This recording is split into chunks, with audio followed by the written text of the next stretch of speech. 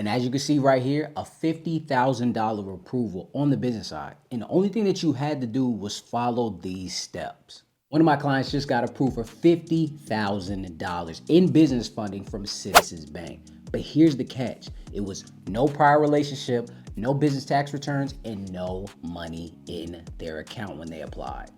Yes, you heard me correctly. And if you want results just like this, I'm breaking down exactly what their credit profile looked like and what steps they took to secure this funding.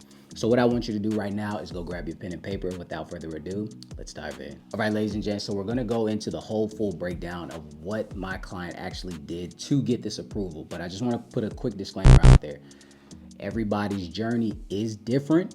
Okay, so with that being said, just because you have no money in that account does not mean that you're automatically going to get approved for $50,000. A lot of people think that. It doesn't mean that. You might get 30, you might get 20, or you might get a little less than that. But I'm going to give the best data points that I can give to kind of subsidize what they did as well throughout this video, just to kind of help you. All right, just like I say in all my videos, you know, everybody's credit report is different and everybody's funding journey is different as well. Sometimes you can have the blueprint of what to do, but sometimes it's not always tailored to what you have going on, all right?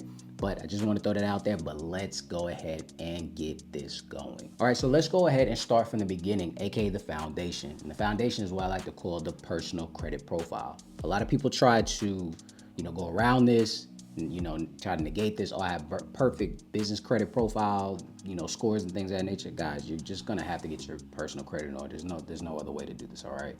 But when it came to my client, their credit scores were in the 700s. They had no collections, no charge-offs, just clean history, okay? Their utilization was extremely low, and I'm talking under 10%. It was at 8%, okay? And their highest credit card limit on the personal side was $17,000. Now, what does that tell us? That literally tells us that Citizens is looking for a strong credit, personal credit foundation, even in the business funding sector, like I stated in the beginning. So if your credit profile is under that 710 range, then you definitely need to work on that. And I already know there's gonna be some people in the comment section or people watching this stating that, yo, I got the 700 credit score. They should be able to do whatever with this. Look, guys, I don't make the rules for every bank, all right? I'm just giving you the data points, okay?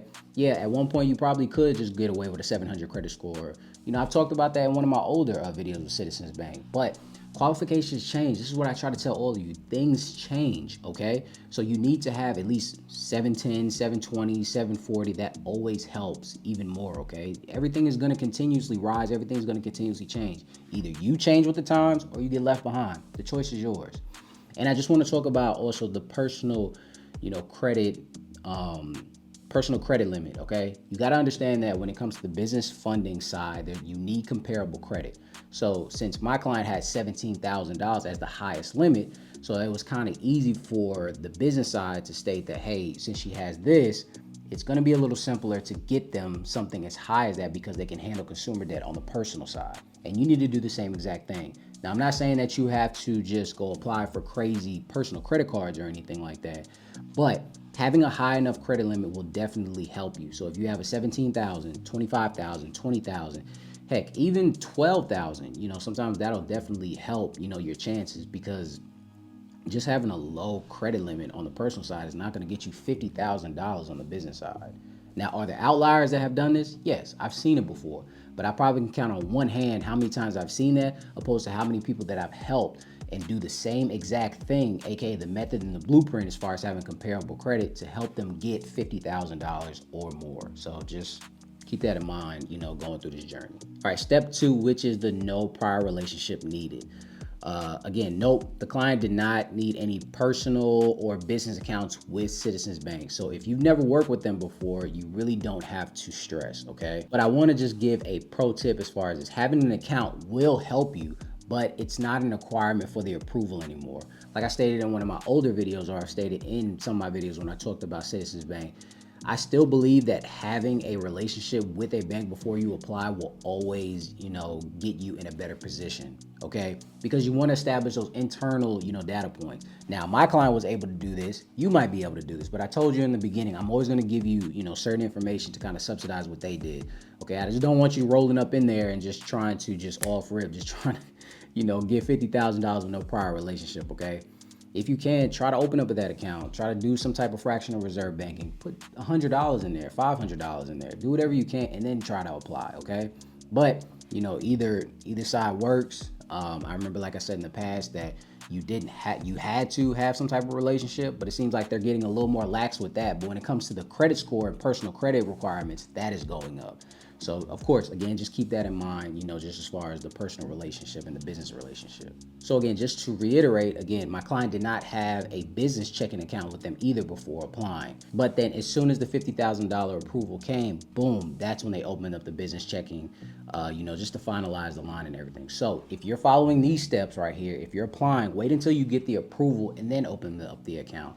So you don't have to, have specific external, accounts up to that credit card, wherever your other business checking accounts are. You can just have one with Citizens Bank, funnel the money through there, pay everything off at a respectful time or when your due date or statement closing date is. Step 4 is all about location. Location matters, all right? Location, location, location.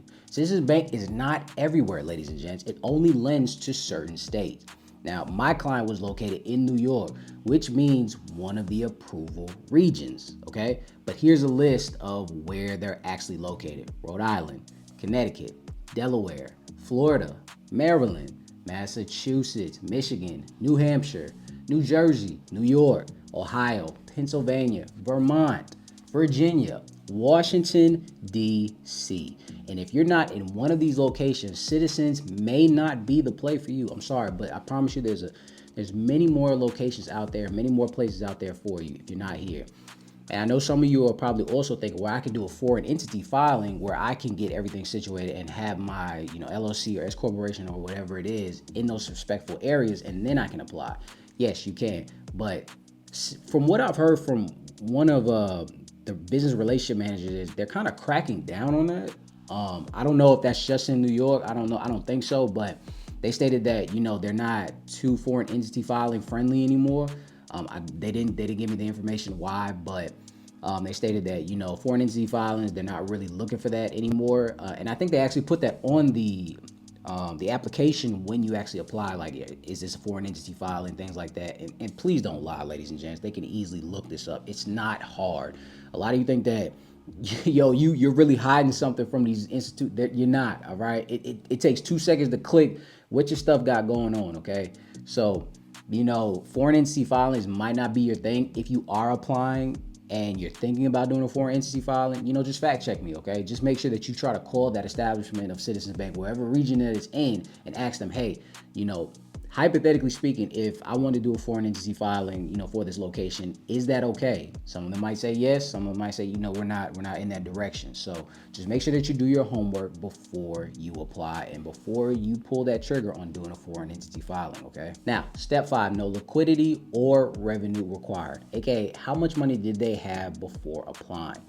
Guys, understand that my client didn't have to show any type of real proof of income in their personal or business accounts because, again, they did not have that before applying.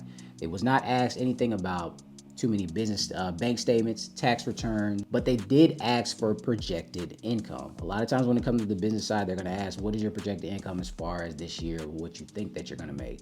Please do not put $7 million or $1 million and $900,000 if you think that you're not going to make that, okay? Because they can ask you, well, how much? Well, prove it to me. Show me some, some projected income, as far as Excel sheets or anything like that. So just make sure that you have your ducks in a row when it comes to that. If you feel like you're going to make $100,000 this year, projected gross income, not revenue, not net, I'm sorry, but if you feel like you're going to make 100,000, 200,000, 90,000, anything of that nature, then you can put that on there.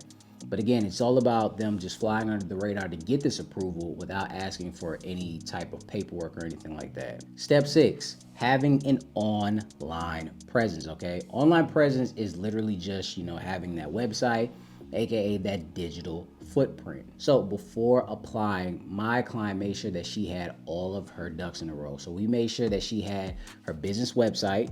She did have a professional email. Now, when I say professional email, I'm not talking about Gmail, okay? I'm not talking about, bobsllc@gmail.com, all right? Having a professional business email, so having info@bobllc.com, something of that nature. Now, I'm not saying that you can't get approved, with the Gmail account, but come on, ladies and gents, try to look as credible as possible, okay? Try to have these websites and also your email, you know, stacking up, aligning up. Let everything look the exact same, okay? And then what I mean by that, as far as the digital footprint, I'm talking about having some type of establishment on LinkedIn, business directory listings, you know, even Facebook, and also, you know, Instagram. If you're really heavy on social media, you know, make sure that your business is showing on there, because a lot of underwriters and a lot of, you know, lending services will look at this. You know, again, they want to see if you're a real business, not just some side hustle on paper looking to get $50,000 because you're $50,000 in debt and you want to go splurge and do whatever. All right, they always remember the underwriters will think the worst before they think the best. So put your best foot forward, okay? Now, step 7, what credit bureau did they pull? Was it a soft pull or a hard pull? Now, in my client's case, it was a hard pull from Equifax, okay? I have heard in certain cases that some people did get soft pulls, but every time that I've helped somebody through Citizens, it's always been a hard pull on their Equifax. I don't know how they're doing that. I have heard that is a thing, but you know, just from my experience, it's always a hard pull on Equifax. Now, just a heads up, depending on what state, they might use Experian, so you have to be careful with that. I've heard that as well. So be prepared for either scenario when applying. I know a lot of you just try to get one bureau, you know, cleaned up while the other two look, you know, horrible. Please stop doing that. You're really diminishing your chances, okay? I'm not saying some of you can't get approved, but just, yeah. With all of this information that I've just given you, let's actually mirror this so you can get the same approval. So let's break it all down again. One quick recap, all right? So if you want results like this, you're going to need at least a 720 or better credit score. You need to have at minimum a $17,000 personal credit limit, a clean credit profile, ladies and gents. No negatives, no charge-offs, no nothing, no bankruptcies, nothing, okay? All right? You need to have low utilization, and you need to be located in the eligible citizen states. As in the making of this video, no business docs were required and should not be required for you. Make sure that you have your business email and your website set up professionally, and then open business checkings only after the funding. But if you want to try to establish that internal banking system with them, I state open the business checking and personal first, or just the business, and then go for the funding after that. You should have a bunch of check marks right here. Make sure all of this is set up, and then you go apply. Make sure that Equifax and that Experian is set up properly. So now you know exactly what one of our clients did to get over a $50,000 approval from Citizens Bank with no prior relationship and no revenue on paper. So if you're ready to do the same exact path and you want the same exact setup as far as a credit profile, business presence, and also applying in the correct way, then what I want you to do is click the link below right now to schedule a call so you can get a similar approval. Or you can literally just do the exact same information on this video. I want to thank you guys for stopping by. I really hope that this helps one of you guys. And I'll definitely be waiting for you on that call so I can help you get that $50,000 or $150,000 approval. And until next time, ladies and gents.